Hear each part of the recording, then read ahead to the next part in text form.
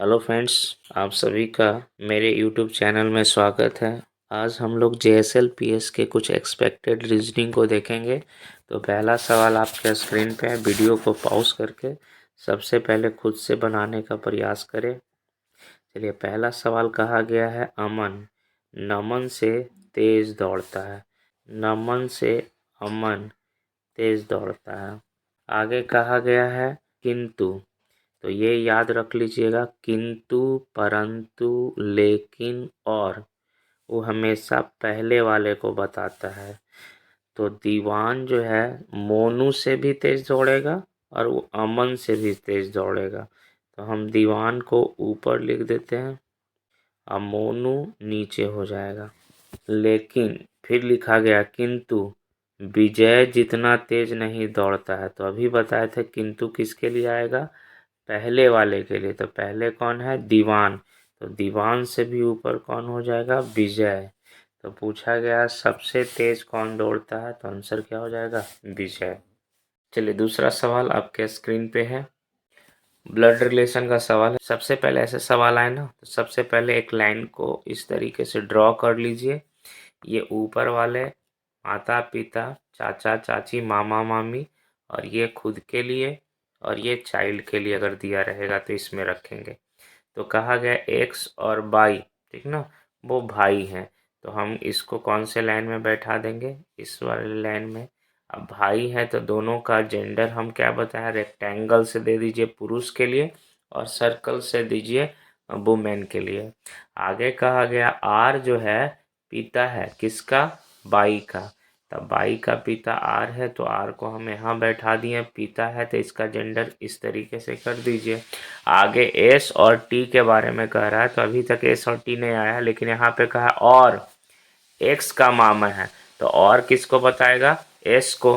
तो एस क्या है, मामा है, ठीक ना, किसका, एक्स का था, तो बाई का भी मामा होगा। और यहाँ पे कहा गया है एस जो है टी का भाई है, तो टी कहाँ बैठेगा लाइन में, यहीं बैठेगा। अब पूछा गया है टी का रिलेशन किससे, आर से। जिसमें से लगा रहता है उससे रिलेट नहीं कीजिएगा, जिसमें का लगा रहता है उसको बताना रहता है सवाल में।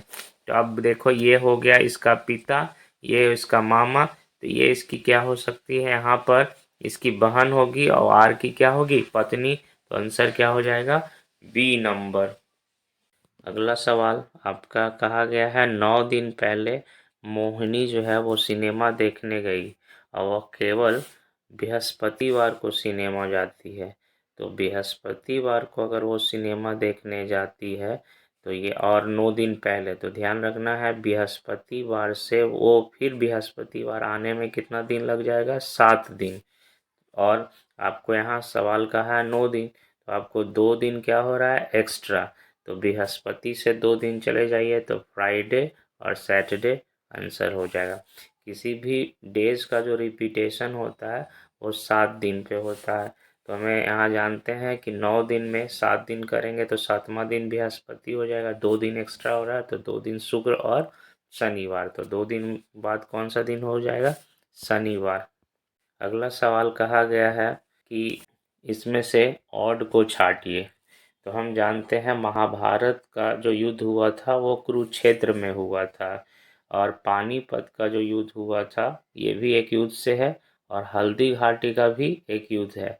जबकि सारनाथ जो है ये किसी युद्ध से रिलेटेड नहीं है। जो ऑड लगेगा उसको छांटना है। तो हमने ये जगह युद्ध से रिलेटेड है, पानीपत युद्ध से रिलेटेड है, हल्दी घाटी युद्ध से रिलेटेड है, सारनाथ किसी भी युद्ध से रिलेटेड नहीं है। ये महात्मा बुद्ध ने जहाँ उपदेश दिया था उस जगह से रिलेटेड है। तो हमें ऑड में बी नंबर हो जाएंगे। अगला कहा गया है, सुमा उमा से छोटी है, ठीक ना। तो उमा से छोटी है कौन, सुमा। नेहा सुमा से लंबी है, ठीक ना, सुमा से लंबी है। ध्यान रखना, अब इन दोनों में कुछ बताया नहीं गया। सुधा उमा से लंबी है, तो सुधा हो जाएगा, सुधा जो है उमा से लंबी है। लेकिन हेमा से छोटी है। तो लेकिन कभी बताए थे किसके लिए होगा, सुधा के लिए होगा। लेकिन किंतु परंतु हमेशा पहले वाले को बताता है। तो सुधा से लंबी कौन हो जाएगी, ठीक ना, लेकिन हेमा से छोटी है कौन, सुधा, तो हेमा कहाँ आ जाएगी, सबसे ऊपर। इसमें पूछा गया है सबसे लंबी कौन है, तो हमारा आंसर क्या होगा, सबसे लंबी हेमा। एक व्यक्ति जो है दक्षिण की ओर 6 किलोमीटर चलता है, तो जानते हैं आप लोग को डायरेक्शन में ये ध्यान रखना, पर होता है नॉर्थ, नीचे होता है आपका साउथ, इधर ईस्ट और इधर वेस्ट। तो कहाँ दक्षिण की ओर बोल रहा है तो हम नीचे कहेंगे, ठीक ना, दक्षिण की ओर मतलब नीचे 6 किलोमीटर चलता है। फिर बाईं ओर मुड़कर, तो जब भी ऐसे सवाल रखे तो अपने आप को खुद सोचे कि अगर हम नीचे जा रहे हैं तो बाईं कहाँ होगा, तो बाईं इधर हो जाएगा, ठीक ना। तो 4 किलोमीटर चलता है। फिर बाईं ओर मुड़ता है, हर 5 किलोमीटर चलता है। तो अब इधर जाने के बाद हमारा बाईं कहाँ चला जाएगा, ऊपर, और कितना चलता है, 5 किलोमीटर। अब कहता है कि उसका मुख किधर होगा, तो इसका मुख कहाँ है, ऊपर की ओर, और ऊपर में कौन सा डायरेक्शन होता है, उत्तर। अगला सवाल, कहा गया है नोट को PQVG कहा जाए, तो सबसे पहले लिखेंगे NOTE, और इसको कहा गया है PQVG। N क्या होता है, इसका रैंकिंग 14, P क्या हो जाएगा आपका 16, O क्या होता है 15, Q क्या होता है 17, T क्या होता है 20, V क्या होता है आपका 22, E का रैंकिंग क्या हो जाएगा 5, G का रैंकिंग क्या हो जाता है 7। अब उसी प्रकार से हमको क्या लिखना है, टाइम के बारे में लिखना है, टाइम के बारे में लिखना है। तो हम जानते हैं कि यहाँ टी और भी ऑलरेडी इसी से निकला है, तो टी और भी को हम चेक नहीं करेंगे, यहाँ टी के जगह पर बैठा दीजिए भी, और ई के जगह पर बैठा दीजिएगा जी। दो दो का हमें गैप लेके चल रहा है, दो जोड़ना है। तो हमने पहले ऐसे सवाल में देखो कॉमन क्या था, टी और ई, यहाँ भी लिखा हुआ था और टी, तो इसको लिख दिए। आई का क्या हो गया 9, तो आई 9 है, तो 9 दू 11, तो 11 किसको कहते हैं, के को, और एम होता है 13, तो 13 दो हो जाएगा 15, 15 को क्या कहते हैं, ओ कहते हैं। तो VKOG हमारा आंसर है। तो VKG किस में दिया हुआ है आपका, थर्ड वाले में, आंसर क्या हो जाएगा, थर्ड। अगला सवाल जो लिखा गया है, पूछा है आपसे कि डिक्शनरी के हिसाब से इसका चौथा वर्ड क्या होगा। तो ऐसे सवाल में पहले जितना कॉमन है उसको काट दीजिए, SAN यहाँ तक कॉमन है, N तक कॉमन है, N तक कॉमन है, N तक कॉमन है। उसके बाद देखो कि पहला वर्ड किससे स्टार्ट करेंगे, यहाँ S है, यहाँ A है, यहाँ C है, यहाँ C है, तो पहला वर्ड ये स्टार्ट हो जाएगा। यहाँ C है, यहाँ C है, तो दूसरा तीसरा ये हो जाएगा, जबकि यहाँ S है, तो चौथा लेटर में इससे बनेगा। पहला आपका A वाला बनेगा, फिर आपका C, और ये बनने वाला है। तो हम चेक करेंगे ना, अगर तीसरा का था तो हम इन दोनों को चेक करते हैं, तो जानते हैं C वाला तो ये तीसरा और दूसरा बनेगा। हमें पूछा गया चौथा, तो जानते हैं C से भी आगे बढ़ेंगे S पर, तो S यहाँ दिया हुआ है, तो हमें क्या करना होगा, फर्स्ट नंबर। अगला सवाल सेलोलिज्म का है। कहा गया है कुछ जेब बैग हैं, ठीक ना, तो कुछ जेब जो है बैग हैं, अब कहता है कुछ बैग जो है वो खाली है, तो इसको इम्पट्टी कर देते हैं। अब आपसे सवाल पूछा गया है कि कुछ जेब खाली हैं, तो जेब कौन वाला है, ये वाला जेब है, और खाली ये वाला है, तो इसका इससे कोई रिलेशन है ही नहीं, ठीक ना।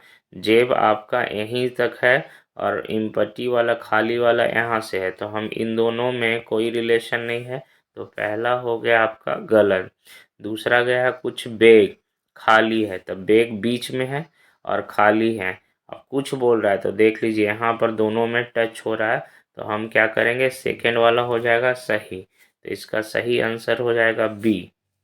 अगला सवाल जो है, कहा गया है कि दर्पण, ये वाटर इमेज और एक मिरर इमेज, दो तरीके के सवाल पूछे जाते हैं।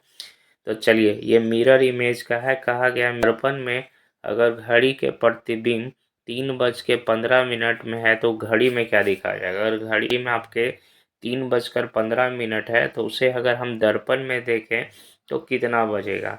तो याद रखना है आपको कि जब भी मिरर इमेज का बात करेगा, ठीक ना, मिरर इमेज का बात करेगा तो आपको क्या करना होगा, 11.60 से इसको घटाना होता है। तो चलिए यहाँ हम 3 लिख देते हैं और बीच में ये, और इधर हो जाएगा आपका 15। ये ध्यान रखना है। तो जैसे ही घटाइएगा तो क्या हो जाएंगे 5, और इधर आ जाएगा आपका क्या है 4। एक पे 50 दिए तो ये हो गया 10, 10 में से 5 गया तो 5 हो गया। अभी 6 नहीं रहा, 5 रहा, 5 में से 1 गया 4, ये हो गया। अब इधर आ जाइए, 11 में से 3 गया तो क्या बन जाएंगे 8, यानी 8:45। B number. तो कभी दर्पण का बात करेगा तो आपको क्या याद रखना है, 11:60 में हमें घटाना है। और कभी आपको ये चीज़ वाटर में कहता तो आपको 18.30 में घटाना होता है, ठीक ना। तो चलिए, please like my video, do subscribe, thank you for watching.